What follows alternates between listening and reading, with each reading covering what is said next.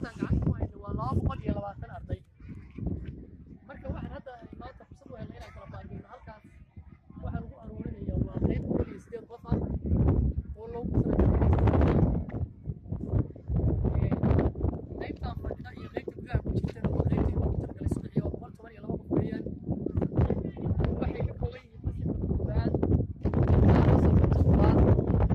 waa wixii subaxa ah fasalka koowaad waa subaxley weeyaan waxbarashada sidkan waxbarashada loo yaqaanay ardada xoogaa waaweyn ee weliba sanadkan la qabtay ardada sanadkan la qabtay ardada waaweyn ah baa loogu talagalay inay ka faa'iidaystaan waxbarashada sidkan waxbarashada loo yaqaano ayagu waa level 1 iyo level 2 waa 108 qof ardada cusub ee hadda la qabtay bishan Febraayo oo loogu talagalay inay la qabsadaan sanadkan qaanuun ma ahan inay sanad dugsiyeedkii ay xilligan bilaabayaan laakiin qaanuunkii daarsanaa markii la isku dabariyay iskoolkeedii oo dhaqdhaqaaqa loo sameeyey baa kalifay in la qabta ardadan insha allahu tacaala wixii xog oo kaleeto oo loo baahan yahayna waa la heli doonaa fasal iyo sida ay kala yihiinna waa maaragtaa tirsigeeda waa la heli doonaa laakiin tirsiga guud 112 iyo 220 arday baan hadda haynaa waana inta soo xaadirtay 240 weeye diiwaanka rasmiga ee laga hayo hadda la hayo 240 weeye laakiin inta soo xaadirtay waxay tahay 220 ka maqan gudahooda sidaas baa lagu dhiganayaa iskoolka maanta halkan iskoolka haddaan kaga dhibcino warbixin markaasi laftiisa dhismaha saddexda aqoon waa plywood safiitada adag ee plywoodka loo yaqaanay ka samaysan tahay waxay taxadir badan bay rabtaa afarta qolo waa afartii qolo ee lagu aasaasay iskoolka magaca oo insha allahu tacaala halkan haddaad sii raacdaan dhinacaas waa suuriyaashii iyo bulshadii dhul weyn buu leeyahay iskoolka oo 184 mitir square oo maaragtaa u baahan in maaragtaa insha allahu tacaala mustaqbalka soo socda deeg uu helo rajaynayo waan ka rajaynayna dadka deegaanka iyo ciidda isxilqaanta iyo naftayada baan ka rajaynayna rajabnoo baan ka rajaynayna halkaan ardada fadhida galabley weeyaan ardadii maalinkii dhaweyd la qaatay oo jaaliyadu qaadatay saddex macallin bay ahaayeen iyo macallin cusub oo la keenay afar macallin iyo galaaska afraad afar macallin ilaa galaaska koobaad ilaa galaaska toddobaad waa subaxley waxaa bannaan ku soo dhacay ardadan bannaan bay taagan yihiin macallimiin kharashkoodna looma hayo qondo loogu talagalo awal loo dejiyeyna ma jirin laakiin annaga ka macallimiin ahaanba waxaan insha allahu tacaala isku dayeynaa bal inaan wax ka qabanno waa annaga hadda goonida u saarnay wixii awooddeeda ka baxsanna insha allah dadka la sheer garayn doonaa wixii aan ku filannahay cidna ugama baahan awalba 5 sano aan cidna nagu taagulayn ama cidna nagu garab joogin baan soo wadi insha allah sidaasaan idinku wada salaamayna dhammaantiin cid allaale ciddii qusaysana waxaan leenahay dayaca ugu daran wuxuu ka haystaa mushaar waa la helaa ardayna waa la helaa macallinna waa la helaa dhib maaha waa daydkii iskuulka waxa noogu daran hadda okay maamule iskuulkan magaciis iskuulkan Daarusalaam Primary School baa la yiraahdaa waa dugsiga hoose dhexe ee deegaanka Daarusalaam okay imisa sano u dhisan yahay waxaa la dhisay 2012 ilaa hadda 2017 sano jira automatically inta hadda shaqeynaya cid ilaa hadda ka soo gaadhay heer ma jiraa yes waa jirtaan waxa jirta ardooyin dafcooyin badan oo aan bixinay oo aan bedel siinay galaaska 8aad dafcada markaas siinay anagu awood aan ku qabano ma lahayn oo macallimiin ahaato ama fasalaha ahaato waan bedelayna bedel bi qaadanay xiriirka idinka dhaxay idinkii wasaaradda imsu leegiya wasaaraddu waa mid koowaad ee la hoos tago oo hadda maaragtaa lagu xisaabtamayo iskoolka ku abtirsanaysa waa iskoolkii kaliya dawladdu leedahay magaalada ku yaala marka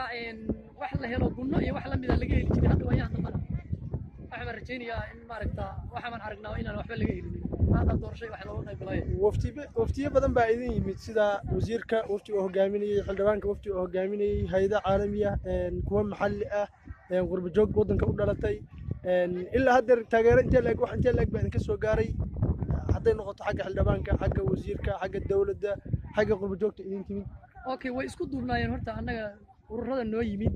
hal mid baana ka soo qaadnay iyaga maaragtaa waxaa u qabanaya inay afkood iskula biirsadeen ururkii haweenka waxay noo qaadeen inay macallimiinta xoogaa mushaar ka kabayaan laakiin wax gaar ah oo hadda maaragtaa wasiirka macallimaan ha ahaatee shaqada guud ee dadka ka dhaxaysa ma ahane oo hadda ay meesha kusoo siyaadiyeen male laakiin ururkii haweenka oo sanada jeeda gabadha la yidhaahdo ay horkacaysay baa waxay qaabileen 4 macallin mushaarkood 280 arday 220 soo xaadeen oo ardayna wad garan ka dhamisaanka ay leedahay subax iyo galab way garan ka dhamisaanka ay leedahay iyada laftigeedana waaba ololaha keenayba in sideed cusub la qabto oo arday cusub ah ما شاء الله marka ujeedka ugu daran waaba dhiirigelin fiican bay ahayd waxaan fadhiya hadda waa isku daygii weeyaan ugu dambeeyay joogtii deegaanka iyo dadku waxaynayeen marka ma sha Allah ay waa mahadsan maanta ilaa iyo maalintii ururadaas ay idin soo gaareen intee waqti la-eg baa u dhaxeeya maxaa isbedeloo soo kordhay maxaa xaggooda idinka soo gaaray maxaa isbedel dareenteen idinka laftiinu maadaama aad meesha sii wadeen maya niyad fiican baan haysanaayo maadaama awal hore 5 sano aan meel cidlaa soo taagay haddii la yidhi xoogaa baa lagu kabayaa waan ku faraxsannahay haddana inaan la qabto oo horumarkay ka mid tahay inay niyaddeenu fiican tahay horumarkay ka mid tahay marka waxa weeyaan annagu ma dhahayno kow iyo laba ma joogto laakiin wax weyn baa la qabtay wax weyn baa la qabtay wax kalena waa rajaynaa insha Allah ما شاء الله sida qurba joogta u dhalatay wadanka ururada caalamiga ah dadka ma garanaysaa sida breeftiga ayaguna wax u caawiya oo uga qayb qaata baaqa aad u direysaan idinka reer Dar Salaam muxuu yahay insha Allah qof walba horta dabiirka ku jira uu maaragtaa ku qaataa fariinta loo diray waxaan waa wixii waa asaaskii waa wixii hoos ahaan iyo Soomaali ahaanba inta la cid kusayso awoodda taageerada waa laga maarmaan waxaan soo saarayna anagu waa dad waxa adduunka la soo saaray waxa ugu qaalisan waa dad insha Allah ta'ala waxaan rajaynayaa inaad kala qayb qaadataan hadday mushaarka macallimiinta ahaan lahayd hadday ismaha iskoolka ahaan lahayd hadday deejiisa ahaan lahayd hadday dhiirigelinta iyo wacyigelinta waalidiinta maadaama intaba waa idinku dhiirigelin inaad nagala qayb qaadataan baan doonaynaa waxaan filayaa qaybtiinnii baa maqan Dar es Salaam hadday tahay qurba joogta aad baa looga dhaliilayaa sababtoo ah 900 guri baa ku taala qurba joogtuna waxa ay tirsantaa waa 3 qol oo kaliya waan ognahay 3 deegaan kaliya 3 waxay ku leeyihiin xaafadood oo kaliya oo waliba hadda ayagana aan la deganayn xiran oo xataa kiradii ay u diideen dadkii deegaanka ahaa ay ka cuna qabatiyeen waan ognahay deetana baaqa aad u direysaa muxuu yahay qaynidayna waxa weeye waxaan waa ciyaalkiinii si fiican uga qayb qaata deegaankiinii weeye Dar es Salaam si fiican uga qayb qaata iskaheedii deegaanka iyo maaragtay dadkii markii horeba ka soo barakacay agagaarra isugu yimid Dar es Salaam awoodda iyadii waa qabsan wixii nagaga aadana waa qabsan 950 guri baa la dhisay oo maaragtaa heer ah oo ruux badan oo soo fiican marka la fiirsho deegaanka lagu faanay Dar es Salaam kubadeeda ku faanay cidana waa waxaan leenahay ka soo baxa awooddiina iyo maaragtaa xildhibaan adoo mahadsan waxaan leenahay dadka qurba joogta waa dadkii markii halkan la degay lagu degay kalsooni ayaga laga helay waxqabad ay sameeyeen sida hadda ceelka biyaha ay dhiseen iskuulka ay u sameeyeen dadkaas lama oran karo waxba ma aysan qabanin laakiin waxaan leenahay dadaal baa samaysay si laba jibaara maxamuud faarax qursila oo aan aad u aqaano nin aan ahayn wax amaan u ahayn sababtoo ah ninka kaliya na tusayba meesha in biyo laga cabo waxa lagu joogaa maxamuud qursila weeyaan deegaanka maxamuud qursila waxa deegaanka ku jooga sababtoo ah waa biyihii ninka loo soo saaray isaga iyo ciddii la kaashatayba ama ciddii garabsiisay waa ammaanaynaa laakiin qurba joog kale oo iskool ka qayb qaatay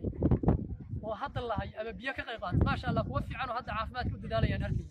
very good ayagana ammaantooda ay leeyihiin laakiin waxa qurba joog idinka maqan inaad telefoonka kaliya dadka ka soo wacdaan haye seeti seeway loo baahnay waxa loo baahnay cagaha soo dhigtaan meesha ما شاء الله soo dhigtaan meesha oo aragtaan wax ka qayb qaataan maamul sidaan ogsoonahay waxaan ugu soo aadan qurba joog fara badan baan ugu soo aadan kuwa jaamacada soo dhameeyay baan ugu soo aadan injineero badan baa hadda qayb kamid magaalada way joogaanin wali waqtigooda ma aysan qaadanin kelmadooda waa qaadan doonaan ayana qurba joog badan way soo socotaa laakiin waxaan leenahay hadee meeshu waa hadda sida laydinka warbixiyey kolley baahi baa taalla baahidaas baahi waxbarasho taalla in wax laga qabtay u baahan tahay dee kolley waxoodii iyo waxay ku talagaleen waa soo wadaane dee waa u ducaynaynaa waxaan leenahay soo dadaala walaalayaal ما شاء الله ويلكم نوالين كسر هذا ودكني دتكني أرددين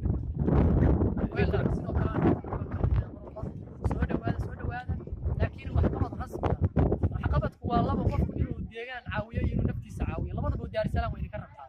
هنا ديش عافمات عاوسة مسؤولك عاوسة فيها عاوسة يو تلفتي هنا عاوسة وعاد روح المجالات الخدمات الويات كذا ما شاء الله ما شاء الله ما شاء الله هيه وما ملاحظ كل كده سلام ليبان جريه قل حسن هيه